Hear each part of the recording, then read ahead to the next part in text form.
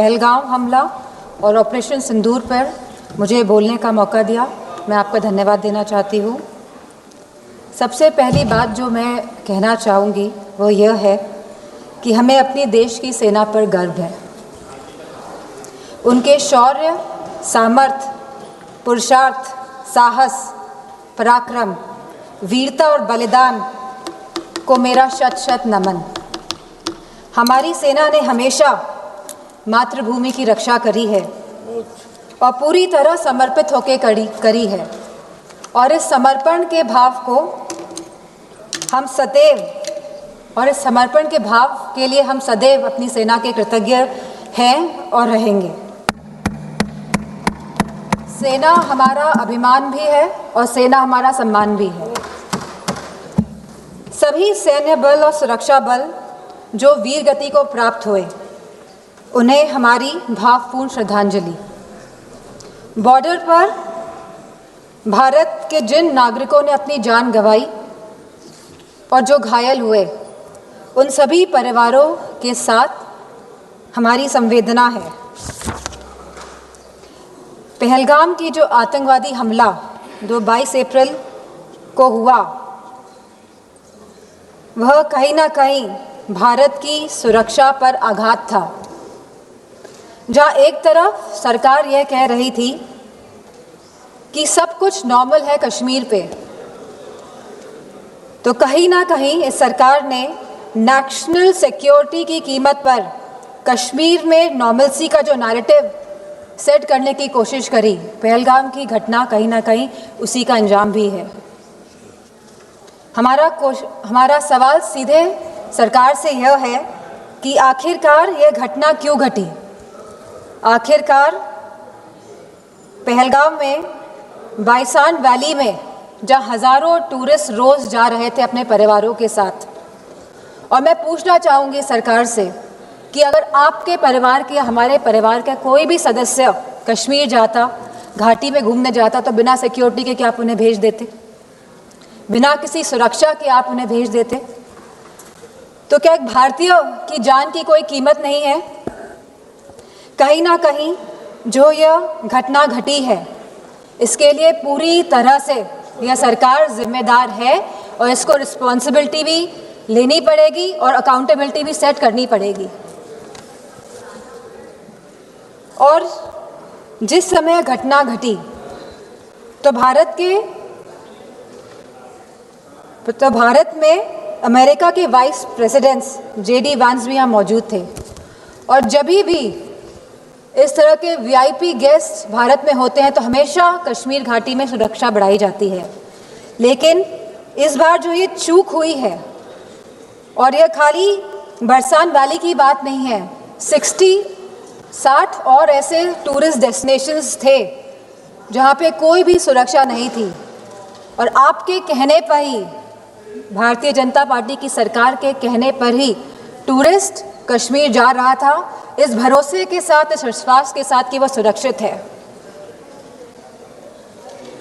और यह जिम्मेदारी अंतोगत इस सरकार ने, भारतीय जनता पार्टी के नेताओं ने क्या कहा कि यह जिम्मेदारी टूर ऑपरेटर्स की थी वहाँ की सुरक्षा की, जो बहुत ही गैर जिम्मेदारा बयान है और सौस्ती इनकी संवेदनहीनता को भी दर्शाता है। ऑपरेशन सिंदूर में जहां भारतीय सेना ने सटीकता से पाकिस्तान और POK के अंदर 9 टेररिस्ट कैंप्स या आतंकी ढांचों को तबाह किया, को निशाना बनाया, और जब हमारा पल्ला भारी दिख रहा था तो ये सीज फायर का जो अनाउंसमेंट हुआ, बात ये नहीं है कि सीज फायर का अनाउंसमेंट हुआ, बात यह है कि सीज फायर का अनाउंसमेंट किसने किया। किसी भी भारत के मंत्री ने या कोई भी भारत के ऑफिशियल हैंडल से यह अनाउंसमेंट क्यों नहीं किया गया? भारत के देशवासियों को क्यों यह सूचना एक अमेरिका के राष्ट्रपति के द्वारा मिली? सवाल इस बात का है। सेम। कहीं ना कहीं भारत की फॉरेन पॉलिसी पूरी तरह से फेल है। और जो ये विश्व गुरु का जो माहौल बनाया जा रहा है देश में और पूरे संसार, पूरे विदेशों में, कहीं ना कहीं ये भी पूरी तरह फेल है। क्योंकि ऑपरेशन सिंदूर के तुरंत बाद और सीज़फायर के तुरंत बाद IMF ने $1 बिलियन पाकिस्तान को देने का काम किया है। वहीं वर्ल्ड बैंक ने $108 मिलियन पाकिस्तान को देने का काम किया है। एशियन डेवलपमेंट बैंक्स ने $800 मिलियन देने का काम किया है। I will finish in 2 minutes. वहीं UN सिक्योरिटी काउंसिल में पाकिस्तान को काउंटर टेररिज्म कमेटी का वाइस चेयरमैन बना दिया गया। यह दर्शाता है कि भारत की फॉरेन पॉलिसी पूरी तरह विफल हुई है। और यही नहीं, पहली बार चीफ ऑफ आर्मी पाकिस्तान का अमेरिका के राष्ट्रपति के साथ लंच करने का न्योता मिला और लंच किया। और बात यहीं पे समाप्त नहीं होती है। आज जनरल माइकल कुरेला को प्रेसिडेंट ऑफ पाकिस्तान ने प्रेस्टिजियस निशान-ए-इम्तियाज अवार्ड भी दिया है। तो ये रिश्ता जो पाकिस्तान का और जो अमेरिका का है, और इन रिश्तों के बीच में भारत का खड़ा है, सवाल इस बात का है। सवाल ये भी है कि अगर चीफ डिफेंस स्टाफ ने ये बात कही कि हमारे लड़ाकू विमान गिरे हैं, तो लड़ाकू विमान तो गिनती के हैं, आज नहीं तो कल तो पता ही चल जाएगा कि कितने लड़ाकू विमान गिरे। प्लीज मां। तो सरकार को क्या दिक्कत है बताने में?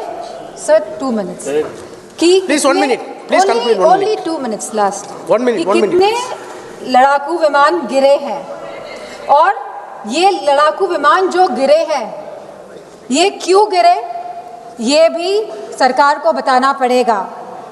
सरकार पूरी तरह से, सरकार का इंटेलिजेंस फेलियर है। सरकार ये बात जानती ही नहीं थी कि जहां हम पाकिस्तान से लड़ रहे हैं, वहीं दूसरा देश, हमारा पड़ोसी देश चीन, चाइना, पूरी तरह से समर्थन कर रहा था पाकिस्तान का। क्या ये इंटेलिजेंस फेलियर था, या ये एक्शनेबल इंटेलिजेंस को इग्नोर किया गया? Please please please. तो मैं अपनी बात यहीं पे समाप्त करते हुए कहना चाहूंगी कि जो भारत का जो डिफेंस का बजट है, जो 1.9% ऑफ द GDP है, इसको बढ़ाया जाए, इसको 3% किया जाए, और वहीं अग्निवीर जैसी योजना को समाप्त किया जाए। और जो लेटेस्ट टेक्नोलॉजी से जो आप लड़ाई हो रही है, जो वॉरफेयर चल रहा है, तो भारतीय जनता पार्टी की सरकार है, तो वो जागरूक बने इसके प्रति। Thank you. धन्यवाद। Thank you.